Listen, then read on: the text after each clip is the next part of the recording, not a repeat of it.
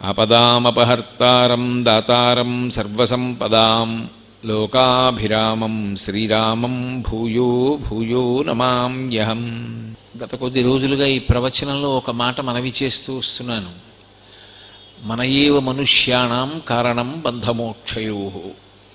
అసలు యథార్థమునకు సమస్త శాస్త్రములు కానీ, ఇంత వాంగ్మయం కానీ, ఇన్ని ప్రబోధాలు కానీ, అనేక మంది పెద్దల యొక్క హితోక్తులు కానీ దీని కొరకు వచ్చాయి అంటే కేవలము 2 అక్షరాల్ని అనుష్ఠాన పర్యంతంలోకి మనుష్యులందరూ తెచ్చుకునేటట్టుగా చెయ్యడం కోసం వచ్చాయి. ఆ 2 అక్షరాలే ధర్మం. ఆ ధర్మం అనేటటువంటి దాన్ని ఆచరించకపోతే, ఆ ధర్మాన్ని అనుష్ఠాన పర్యంతంలోకి తెచ్చుకోకపోతే మనుష్య జీవితానికి ఏ విధమైనటువంటి ప్రయోజనము ఉండదు. మిగిలిన వాటికన్నిటికీ జీవరాశులలో ఒక్కటే ధర్మం.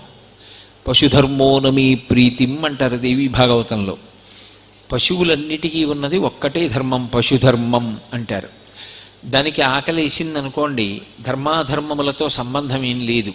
అది కంటికి ఎదురుగుండా ఏ ప్రాణి కనపడితే ఆ ప్రాణిని సంహరించి భక్షిస్తుంది. ఒక పెద్ద పులి ఉందనుకోండి, నిండు గర్భిణి అయినటువంటి లేడి దాని కంటెదురుగుండా కనపడితే దానికి ఆకలిగా ఉన్నప్పుడు, అయ్యో నిండు గర్భిణి అయినటువంటి లేడి కదా, పాపం దీన్ని సంహరించడమా, అదేం ఆలోచించదు. ఎదురుగుండా కనపడింది, దాన్ని తరుముతుంది. ఒకవేళ భయవిహ్వల అయినటువంటి ఆ లేడికి గర్భము స్రవించి ఆ సమయంలో ఆ లేడి పిల్ల కడుపులోంచి జారి బయట పడిపోయినా, అయ్యో ఇప్పుడే ఆ పిల్ల పడిపోయింది, అంత క్లేశంతో ఉందని పెద్ద పులి ఆలోచించదు. తన పంజాతో నిర్దాక్షిణ్యంగా కొట్టి ఆ తల్లి లేడినో పిల్లలేడినో రెండిటినో చంపేస్తుంది. అప్పుడు పెద్ద పులికి పాపం వస్తుందా అంటే దానికి పాపం ఏం రాదు. ఎందుకు రాదు అంటే ఒక్కటే కారణం, దానికి ధర్మము అనేటటువంటి మాట అన్వయం కాదు. ధర్మం అనేటటువంటి మాట అన్వయం అయ్యేది ఎవరికి అంటే ఒక్క మనుష్య ప్రాణికే అన్వయం అవుతుంది. ఆ ధర్మాన్ని చెప్పడానికి ప్రమాణం ఎవరు అంటే ఒక్క వేదమే ప్రమాణము. వేదం తెలియనప్పుడు స్మృతి, స్మృతి తెలియనప్పుడు పురాణము, పురాణము తెలియనప్పుడు శిష్టాచారము, శిష్టాచారము కూడా లేదు అని అనుకుంటే ఎవరు అలా చెయ్యగలిగినటువంటి వాళ్ళు లేరండి, మాకు శిష్టులైనటువంటి వారి వలన శిష్టాచారమును గ్రహించగలిగినటువంటి అవకాశం లేదు అని అనుకుంటే అప్పుడు అంతరాత్మ ప్రబోధం. ఈ 5 వినా 6వ ప్రమాణం లేదు. అయినప్పుడు అసలు ధర్మం అనేటటువంటిది ఆచరించవలసినటువంటి అవసరం ఉన్నవాడు మనుష్యుడు ఒక్కడే. ధర్మమునందు నిబద్ధత కలగాలి అంటే మనసు శుద్ధము కావాలి, మనసుకు శ్రద్ధ ఏర్పడాలి. ఆ శ్రద్ధ మనసుకు ఏర్పడితే అప్పుడు మాత్రమే ధర్మమునందు అనురక్తి కలుగుతుంది. లేనినాడు ధర్మమునందు అనురక్తి కలగదు. ఎందుచేత అంటే శ్రద్ధ అన్న మాటకు అర్థం శాస్త్రం మీద, గురువాక్యం మీద తిరుగులేనటువంటి విశ్వాసాన్ని పొందడం. తిరుగులేని విశ్వాసం పొందడానికి ప్రత్యక్షంగా కంటి ముందు నిరూపించి చూపించేది కాదు. మీకు నేను ఒక ఉదాహరణ చెప్తాను. ఆచారకాండలో ఒక విషయం చెప్తారు. రథయాత్ర అని జరుగుతూ ఉంటుంది భగవంతుడికి. ఆ రథయాత్రకి వెళ్ళి తాడు పట్టి రథాన్ని లాగినప్పుడు ఒకవేళ ఒళ్ళంతా చెమట పట్టినా, ఒంట్లోంచి దుర్వాసన వస్తున్నా ఇంటికి వచ్చి స్నానం చెయ్యడానికి వీల్లేదు అంటుంది శాస్త్రం. ఇప్పుడు ఈ మాట నమ్మడానికి, దీనికి వ్యతిరేకంగా మాట్లాడడానికి కూడా కావలసినంత సంభారం ఉంటుంది. నమ్మినటువంటి వాడికి ఒక్కటే ఆధారం. ఏమిటి ఆధారం అంటే అది శాస్త్రవాక్కు అంతే. నమ్మనటువంటి వాడికి అది ఒళ్ళంతా చెమట పట్టినప్పుడు ఒంటికి అనారోగ్యం కదా, రథం లాగొచ్చి స్నానం చేస్తే వచ్చిన నష్టం ఏమిటి అని అడగచ్చు. మిగిలిన ఏ వాహనం పట్టుకున్నా ఇంటికి వెళ్ళి స్నానం చేస్తే శాస్త్రం దోషం పట్టల. ఒక్క రథాన్ని లాగినప్పుడు మాత్రం అది కేవలముగా నీ ఆత్మని ఉద్దీపనం చేస్తుంది. కాబట్టి అలా రథం లాగినటువంటి వాడెవరు ఉన్నారో వారు ఇంటికి వెళ్ళి వెంటనే స్నానం చెయ్యడానికి వీల్లేదు.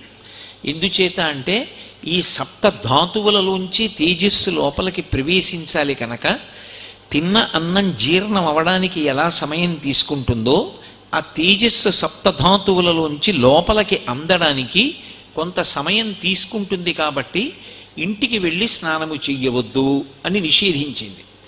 ఇది నమ్మడానికి ఏమిటి ఆధారం? ఎదురుగుండా అలా ఏమైనా కనపడుతుందా అంటే, శాస్త్రస్య గురువాక్యస్య సత్యబుద్ధ్యావధారణ సా శ్రద్ధ కవితా సిద్భి యా వస్తూపలభ్యతే. ఇది శాస్త్రము చెప్పిన మాట. శాస్త్రము చెప్పింది అంటే సాక్షాత్ భగవానుడు చెప్పినటువంటి మాట. కాబట్టి దీని యందు నాకు తిరుగులేని విశ్వాసం. అవసరమైతే నేను ఓ తడిబట్టతో ఒళ్ళు తుడుచుకుని కాలక్షేపం చేస్తాను తప్ప నేను రథాన్ని లాగి వచ్చిన తరువాత స్నానం చెయ్యను అనడానికి కొంత అధ్యవసాయంతో కూడుకున్నటువంటి, పూనికతో కూడుకున్నటువంటి, ధృతితో కూడుకున్నటువంటి బుద్ధి అవసరం. అందుకని ఆ శ్రద్ధ కలిగినటువంటి వారెవరో వారు మాత్రమే అసలు ధర్మం వైపుకి అడుగు వెయ్యగలరు. ఎందుకంటే ధర్మాచరణమునందు ఊరిపిడి ఉంటుంది. ఈ ధర్మాచరణంలో శరీరం కన్నా కూడా ముందు పనికి రావలసినటువంటి ఉపకరణం మనస్సు. మనసు సంకల్ప వికల్ప సంఘాతం. అది నిరంతరం ఆలోచన లోపల నుంచి సృజిస్తూ ఉంటుంది. అటువంటి సంకల్పములు చేసేటప్పుడు శాస్త్రాన్ని ఆధారం చేసుకుని నేను ఎప్పుడూ మంచి విషయాలే ప్రతిపాదన చేస్తూ వస్తాను అనాలి అంటే దానికి కొంత అభ్యాసం అవసరం అవుతుంది. ఎందుచేత అంటే ఏదో వాసనాబలంగా క్రిందటి జన్మలలో చేసినటువంటి పుణ్యకర్మల యొక్క అనుగ్రహ విశేషం చేత ఈ జన్మలో పుట్టిన దగ్గర నుంచి కూడా సదాచారమునందు అనురక్తి కలిగి ఉండేటటువంటి వారి సంఖ్య బహు తక్కువగా ఉంటుంది. కానీ ప్రయత్నపూర్వకంగా ధర్మమునందు అనురక్తి పొందాలి అంటే మంచి మాటలు వినాలి, మంచి పుస్తకాలు చదవాలి, పెద్దల యొక్క సేవ చెయ్యాలి. చేసి దాని యందు కొంత పూనికని పొందవలసి ఉంటుంది. అలా పూనికని పొందిన తరువాత మాత్రమే దానికి వ్యతిరేకమైనటువంటి విషయాన్ని ప్రతిపాదన చెయ్యడానికి మనసు సంకోచిస్తుంది.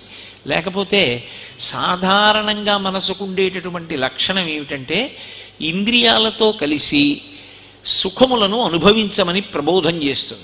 ఎందుకు వచ్చిన గొడవ ఇదంతా, ఎందుకు వచ్చిన పూజలు, ఎందుకు వచ్చింది ఈ చలిగాళ్ళు కూర్చోవడం, ఎందుకు వచ్చిన ఉసిరికాయలు, ఎందుకు వచ్చిన పూజ, హాయిగా ఇంటి దగ్గర కూర్చుని సంతోషంగా గడిపితే పోలేదా? ఈ కంటిని ఆధారం చేసుకుని, కంటిని ఉపకరణం చేసుకుని ఏవో కొన్ని విషయాల్ని చూసి సంతోషించు. ఈ చెవిని ఉపకరణం చేసుకుని చెవితో కొన్ని విషయాలు విని సంతోషించు. అలా ప్రతిపాదన చెయ్యడం మనసుకి ఉండేటటువంటి సహజమైనటువంటి లక్షణం. దాంట్లోంచి మార్పు చెంది ఈ శరీరంలోకి రావడం అనేటటువంటిది భగవంతుడిచ్చినటువంటి గొప్ప అనుగ్రహ విశేషం. ఈ శరీరంలో ఉన్నప్పుడు మాత్రమే శాస్త్ర సంబంధమైనటువంటి విషయాన్ని వినడానికి అవకాశం ఉంటుంది.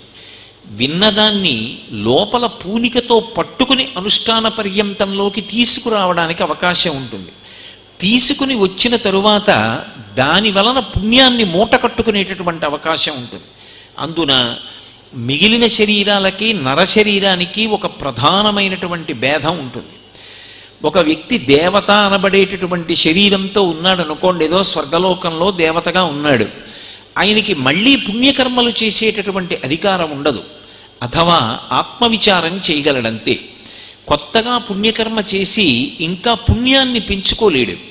కాబట్టే స్వర్గలోకంలో ఉండగా ఏమవుతుంది అంటే ఆయన యొక్క పుణ్యము క్షయమైపోతూ ఉంటుంది, తగ్గిపోతుంది. తగ్గిపోయి ఒకనాటికి పూర్తిగా పుణ్యమంతా అయిపోతే క్షీణే పుణ్యే మర్త్యలోకం విశంతి, మళ్ళీ వచ్చి ఈ లోకంలో పడిపోతాడు. ఇక తిరియక్కులుంటాయి. అంటే భూమికి అడ్డంగా వెన్నుపాముతో పుట్టి భూమికి అడ్డంగానే వెన్నుపాముతో పెరిగేటటువంటి ప్రాణులు. అసలు వాటికి కర్మాధికారమే లేదు. వాటికి శాస్త్రం చదవడం కానీ ఉత్తమమైన కర్మ చేయడం కానీ వాటికి అవకాశం లేదు. ఇక మిగిలిన వాడెవరు? నరుడు ఒక్కడే. ఆ నరుడు కూడా మర్త్యలోకంలో ఉంటాడు. మర్త్యలోకము అన్న మాటకు అర్థం ఏమిటంటే ఏ శరీరంతో వచ్చారో ఆ శరీరాన్ని వదిలిపెట్టి వెళ్ళిపోవాలి తప్ప శరీరాన్ని తీసుకుని ఇంకొక లోకానికి వెళ్ళడానికి అవకాశం లేనటువంటి లోకం ఏదున్నదో దానికి మర్త్యలోకమని పేరు.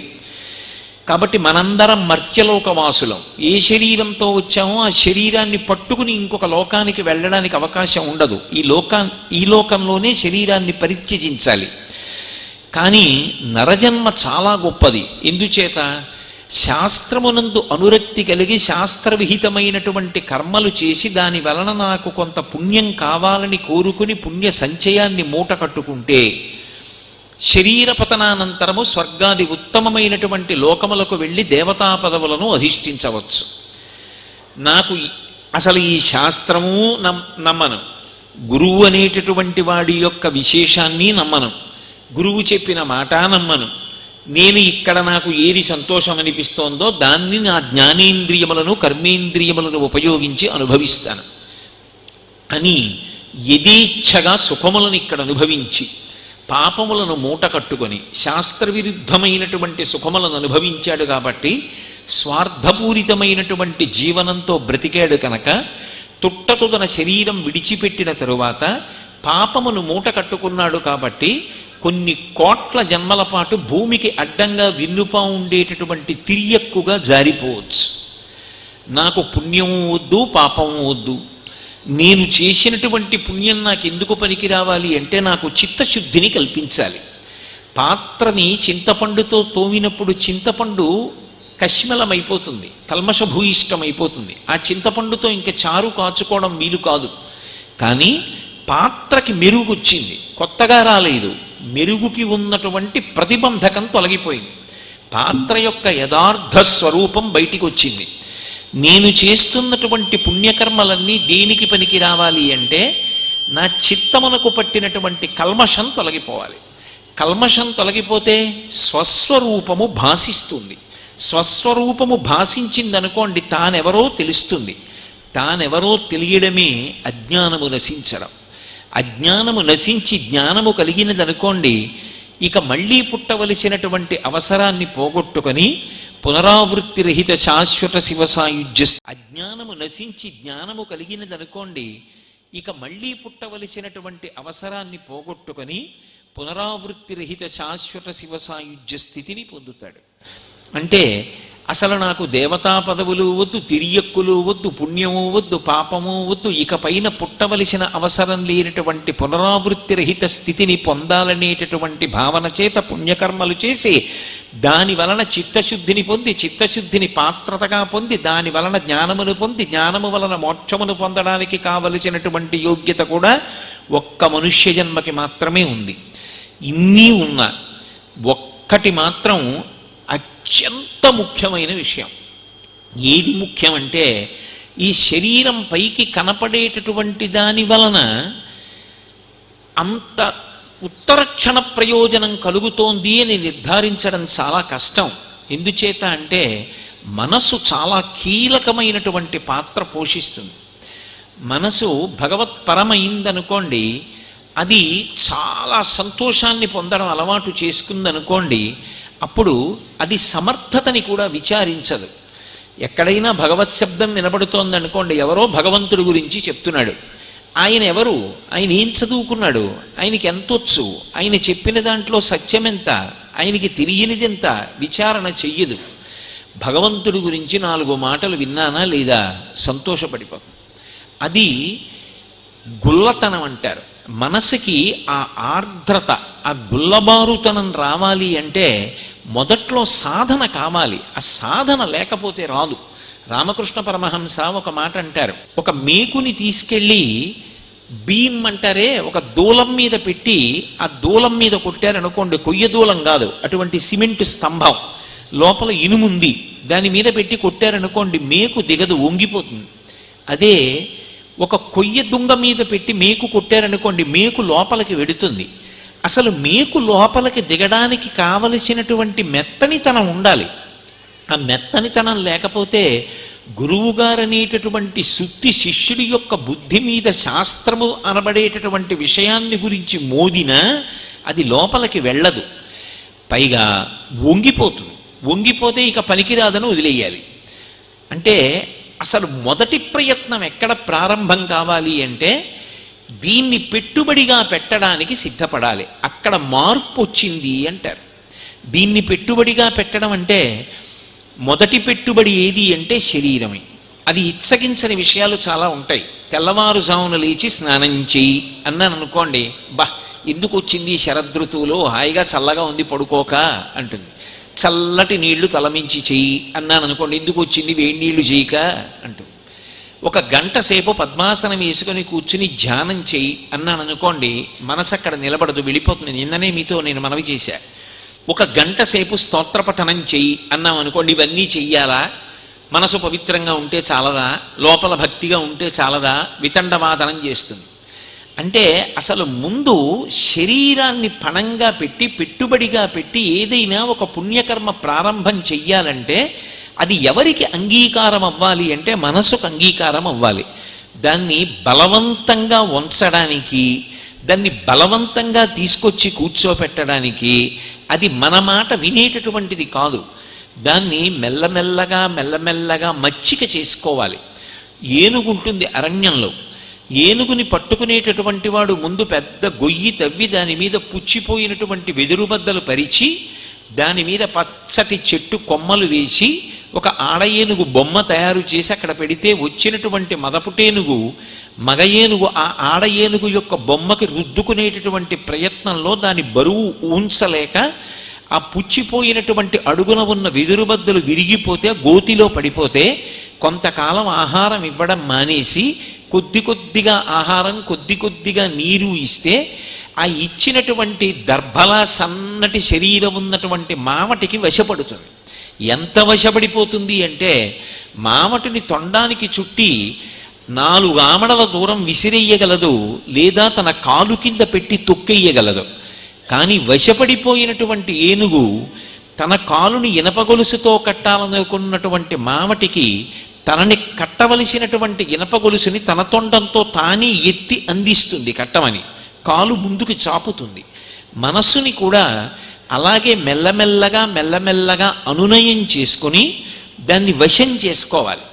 వశం చేసుకుంటే అది లొంగడం ప్రారంభమైన తర్వాత ఆ మనసు యొక్క తుట్టతుడ స్థితి ఏది అంటే అది వికారమును పొందదు. ఏ వికారమును పొందకుండా నిలబడుతుంది. అంతటా భగవద్విభూతిని చూడడం అలవాటు చేసుకుంటుంది. అదిగో ఆ స్థితికి వెళ్ళిపోయినటువంటి వ్యక్తి మనోజయమును పొందాడు అంటారు. ఆ మనస్సుని వశం చేసుకోవాలి అన్న మాట తరచుగా వాడవలసిన అవసరం వస్తే అది అంత తేలిక మార్గం కాదు కాబట్టే, తేలిక విషయం కాదు కాబట్టే బాహ్యంలో నడవడి యందు ఆచార వ్యవస్థని తీసుకొచ్చి ఆ ఆచారకాండ ద్వారా మనసుని వశం చేసుకునేటటువంటి ప్రయత్నం చేశారు. ఇందులో మీరు ఒక్క విషయం జ్ఞాపకం పెట్టుకోవాలి. అసలు ఆచారకాండ అనేటటువంటిది ఎప్పుడూ కూడా బాహ్యానికి సంబంధించి ఉంటుంది, శరీరానికి సంబంధించి ఉంటుంది.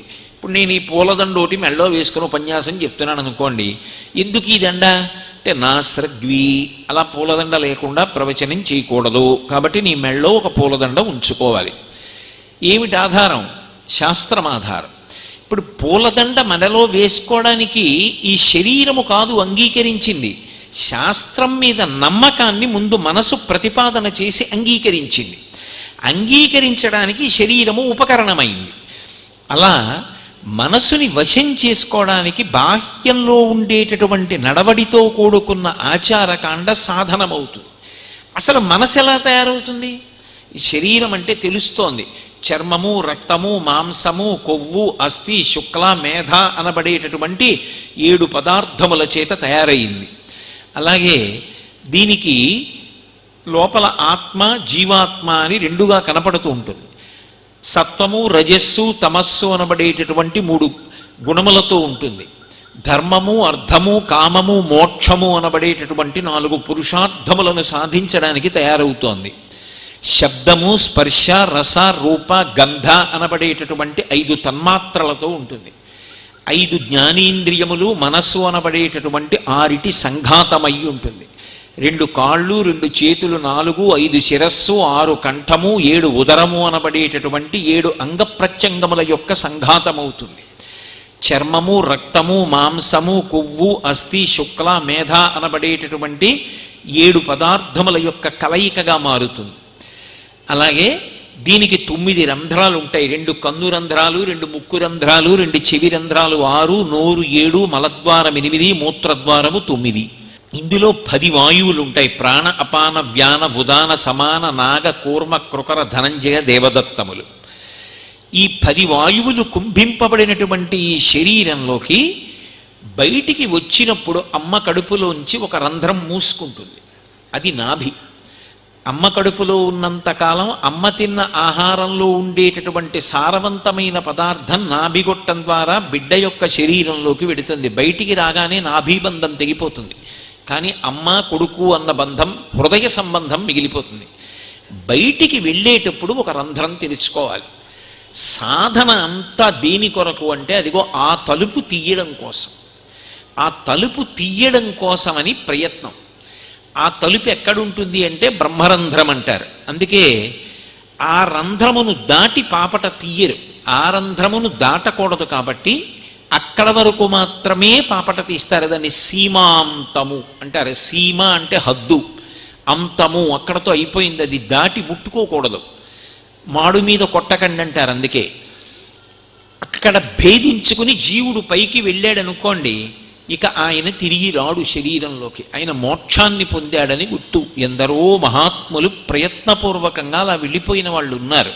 వాళ్ళు వెళ్ళిపోయినప్పుడు జ్యోతిస్వరూపాలుగా వెళ్ళిపోతూ సామాన్యులకు దర్శనమిచ్చారు. భగవాన్ రమణులు శరీరాన్ని విడిచిపెట్టినప్పుడు వారి యొక్క ఆత్మజ్యోతి పైకి లేచి చీకట్లో రాత్రి 8-9 మధ్యలో అందరూ చూస్తుండగా అరుణాచలానికి గిరి ప్రదక్షిణం చేసి అరుణాచలంలోకి ఐక్యమైపోయింది.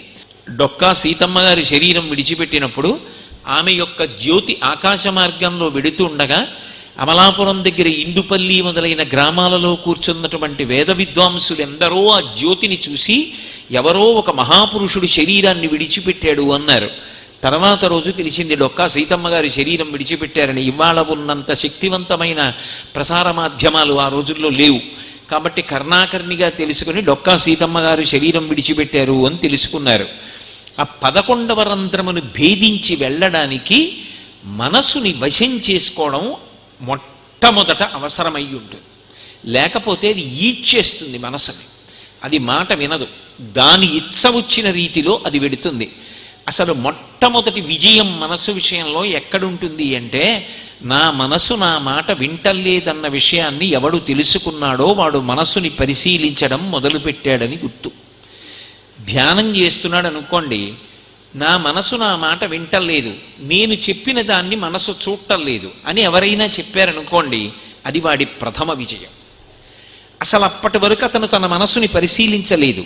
తన మనసు ఎటుపోతోందో అటువైపుకి తాను ఏడ్వబడ్డాడు.